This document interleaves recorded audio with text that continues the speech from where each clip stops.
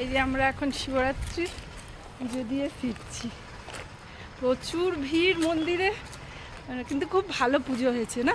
হ্যাঁ, খুব ভালো পুজো হয়েছে। ওই যে আরেক, ঠিক আছে মুছে দেবো, অসুবিধা নেই।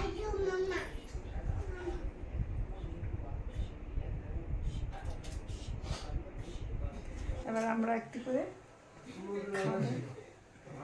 পুজো দিয়ে আসলাম। আর এ দেখো কি সুন্দর সাজিয়েছে।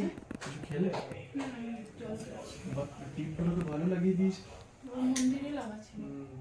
এখনো ওই টেম্পলটাতে এত মানে